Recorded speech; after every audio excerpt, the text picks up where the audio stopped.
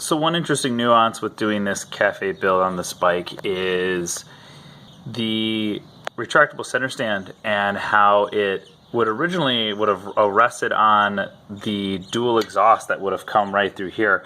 And now that it doesn't, it actually comes up so far that it actually hits the chain. You can see it hitting the chain there. And when I was rolling the bike back and forth, the chain rubs on the center stand.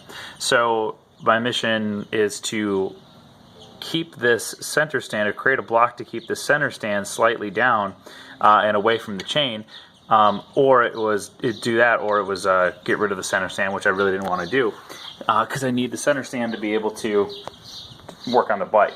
So what I decided to do was actually move over to this side, and where the bar is here that holds the brake in place to the frame, right up where that spring is, I'm actually going to put a little block in between the spring and the bar itself right up in here.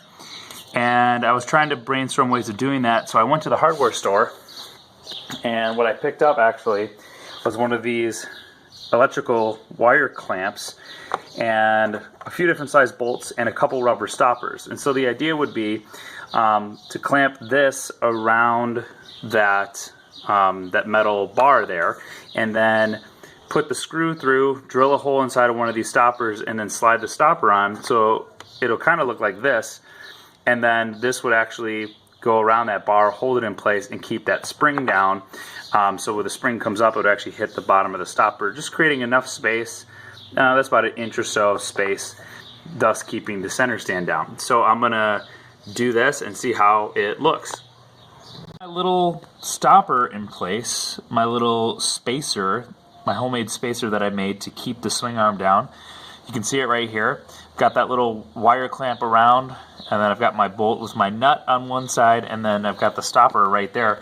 And you can see now that when the swing arm comes up, it actually hits the stopper, and the stopper holds it in place. So it's keeping enough gap now between the swing arm on the other side and the chain. And you know, this may start to move a little bit because it's kind of just held in place around that bracket, but when it does, I can just shift it back. It's not a big deal. I've got it in a spot though that's just creating enough room between it and the tire. Super close, you can see right down there. But there is enough room for the tire to obviously roll freely. That was something that kind of became an issue. I had it further back before, and it was actually getting caught in between here. The tire is super close to the brake rod right there.